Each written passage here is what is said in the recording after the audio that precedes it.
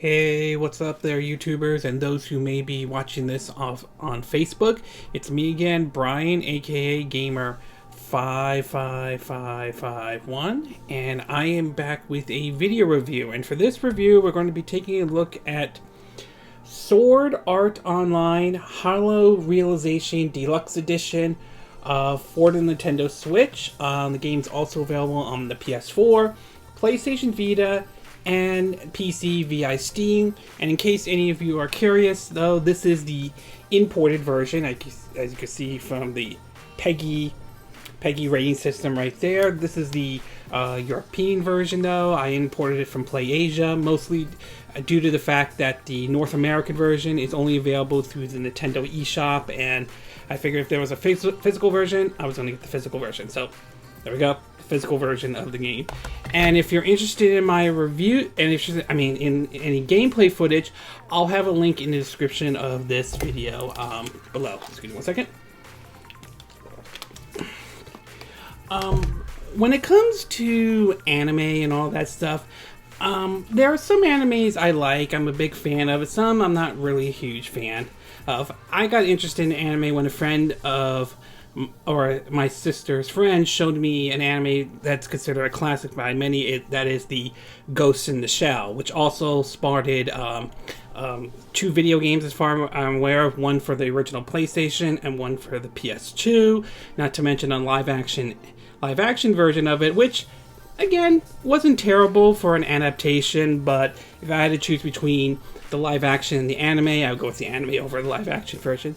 And we've also seen a lot of games, some animes make their way into the video game realm. Most notably, of course, is the Dragon Ball series, even though I'm not really a huge Dragon Ball fan. And of course, recently we've seen like the Sword Art Online, an anime series that I have recently started to get into and so forth. And for the most part, the series has sort of been mostly been on the PlayStation and so forth. I remember playing one of the games on the original PS4 and of course on the PlayStation Vita, and it didn't really get much into it at the time. So it was interesting to hear when Bandai Namco was bringing over two of their Sword Art Online games, Hallow Realization and the recently released Fatal Bullet, which I'm still waiting for PlayAsia to deliver mine because I ordered that one as well. And after digging some time with Hallow Realization, I will have to say that the game, for an anime title, or in a video game based off of an anime, I will say this isn't actually bad. This is actually quite fun, especially if you're into some of Bandai Namco's games like the Tales or Nintendo's like Xenoblade series. So why don't we get started with the pros and the cons, and we'll start off first with the pros. So let me get my notes. The first one I do want to talk about is the combat. This is, I think, is really the game's strong point. Basically, the game plays very much like an action RPG, only this one you basically also have the ability to command three other characters with your main character as well. You command them to do a special move or a skill or attack or heal and so forth. The best way I could sum up the combat is, or the gameplay in a way, both gameplay and the combat, is think one part of Bandai Namco's Tales series, where basically every time you go into battle, it's all it's not turn-based or anything like that. You can move your character and so forth, to the way the Xenoblade Chronicles series are, where everything you go into battle, it's all like fluid. There's no like you go into like a different screen where you go into a battle mode or anything like that. So it follows very closely to Bandai Namco's Tales series and the Xenoblade Chronicles series, which to me honestly isn't a bad thing. So for me, the combat is definitely the game's strong point. The next thing I do want to talk about is basically the content. And from what I understand, and I believe I've seen some of it as well, this game is pretty meaty. You basically are getting all the DLCs in this game. You're pretty much getting all the side quests, even though most of the side quests are basically fetch quests, like pick up the fighting, like defeating a certain boss and so forth. So Most of them are like that, but they're still enjoyable nevertheless. Plus, you get items, experience, or in-game currency. Plus, there's also a romance dating sim, which, you know what, I'm not losing sleep over it. It's interesting, but nothing to write home about. But in terms of content-wise, the game's very meaty. There's a lot of DLCs. I mean, there's all the DLCs, and there's a lot of content in it to keep you busy for a while, though. And I've been pretty busy in the game, mostly doing some of the side quests and some of the romance and the dating sims as well. So, you know what? It is what it is. And finally, last but not least, is the story. And I will say the story in the game is enjoyable. I mean, yes, it gears more towards those who are the Sword Art Online fans, and I will admit the story does feel a little bit non-canon, even if it doesn't follow like the manga or the animes and so forth. But you know what?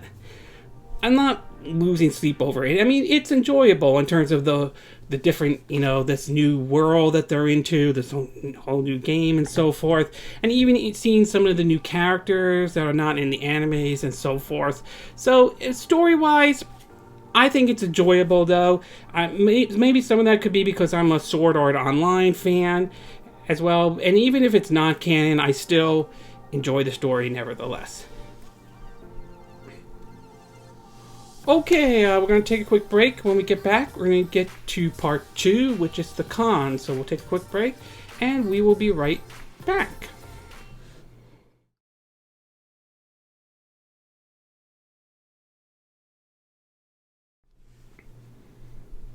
Okay, and we are back with part 2 of our video review of Sword Art Online Hallow Realization Deluxe Edition for the Nintendo Switch.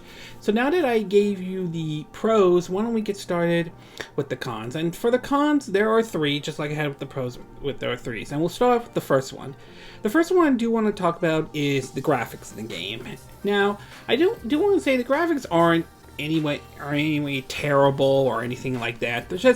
They're okay, to say the least. I mean, obviously, if you look at graphic comparison between the Switch and the PS4 version, obviously the PS4 version is going to look a little bit better, but the Switch version isn't necessarily bad or anything like that. It's just not perfect. One area I did notice was the frame rate, and I found an issue where it dropped when a lot of things are happening on the screen. A majority of the time I saw this when playing the game in portable mode. Does it make the game unplayable or anything like that? No, it doesn't really do anything like that. It doesn't make the game unplayable or anything like that, but it is noticeable, to say the least. So graphics are kind of alright. They're not great, they're nothing spectacular, they're not going to write, not anything to write home about or anything like that. The next thing we do want to talk about is the way the button setup they have for this game is where you select with B and you cancel everything with A, and to me it can be confusing to some people. I found myself in a situation where I thought I'm selecting something, I hit the A button only to find out that I'm canceling it. Some of this could be because I'm so used to the idea of you select something with A and then you click out and you cancel it with B. So it just seems sort of odd that they did this with Sword Art Online Hallow Realization, though. And as far as I'm aware of, there's no way to change that, at least as far as I found out seen so far in the game. So it's confusing. Does it make the game unplayable again? No, it's just you just got to get used to the fact that if you want to select something, you have to hit the B button. If you want to cancel out something, you got to hit the A button. So it's just a little confusing right there. And last but not least is the character creation in the game. Now, I don't have a problem with a game having character creation. There's nothing wrong if you want to create your own character and so forth. The problem with Sword Art Online Hallow Realization is the way they have it set up is no matter how you create your character, or regardless if you pick a male or female character, everyone in the game is going to treat you like you're the main character from Sword Art Online, Kikyo, if I'm saying the name correctly. I apologize if I'm not.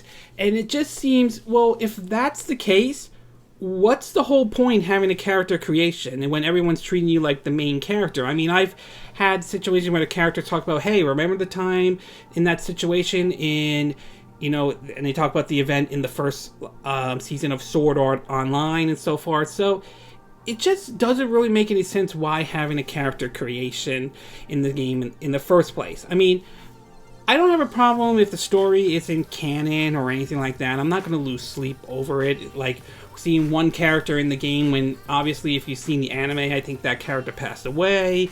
Two, you know, having a romance or a dating option in this game. So, those don't really, to me, don't bother me as much. It's just, to me, it just doesn't make any sense having a character creation in this when everyone's treating you like the main character from the anime and so forth. It's like, then what's the whole point having this in here? Compared to, say, something like, say, the Saints Row, where you can create whatever character you want and everyone will still treat you like, you know, like the boss and so forth. I mean, they don't treat you like it's a little different than compared to how they have it set up in Sword Art Online Hallow Realization. So the point is I'm trying to make is that the character creation here seems pointless. If everyone's treating you like the main character from the anime, there's like no reason to have it in here or anything like that. Overall, I am having a fun time with Sword Art Online Hallow Realization Deluxe Edition. Tongue twister right there, though. The combat, I feel, is the game's strong point, and I think this is the one area I really like the most. The fact that it plays similar to that of Bandai Namco's Tales series, to you know, Nintendo's own Xenoblade Chronicles series as well. I'm glad that they added all the DLCs and all the content, so it makes this a complete package. Not to mention, there's none of that, you know, you buy the game and then you have to get your code to download the rest and all that stuff. And the story is still enjoyable, even if the game isn't canon or anything like that. Yes, the visuals are a hit and miss. I mean, they're not terrible, but they're not great either. And, you know, the selecting between A and B, the selecting with B and canceling out with A is just odd, but nothing ruining the game. But, like I said, and finally, the character creation doesn't make any sense having it in when everyone treats you as the main character.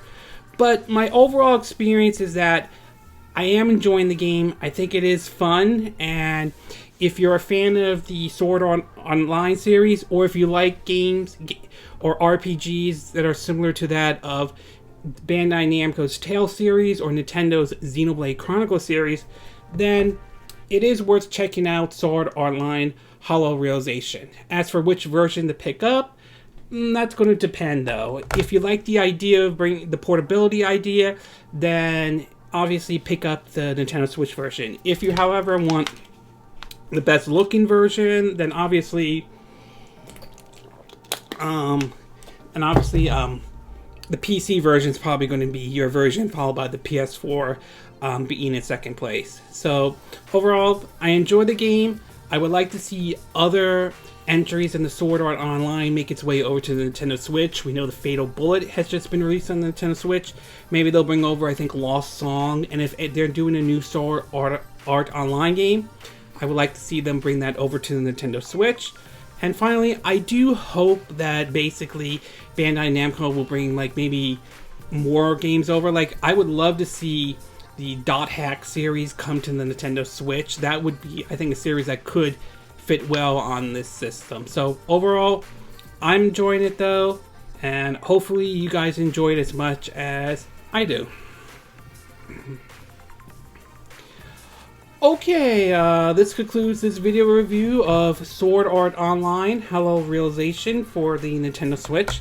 And again, these are my opinion. What are yours? What are your thoughts about Sword Art Online Hallow Realization? Are you glad that they brought this game over to the Nintendo Switch?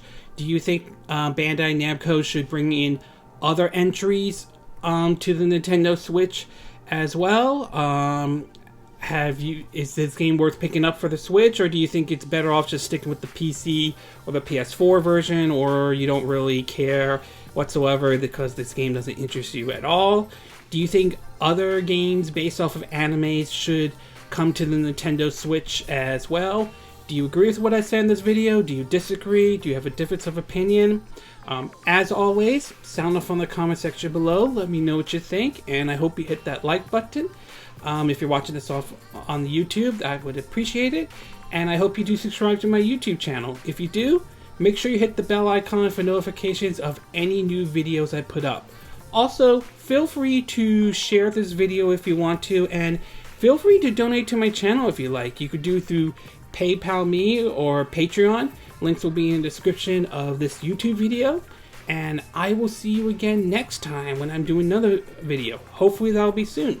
Until then, from Southern California, I wish you all a good day then.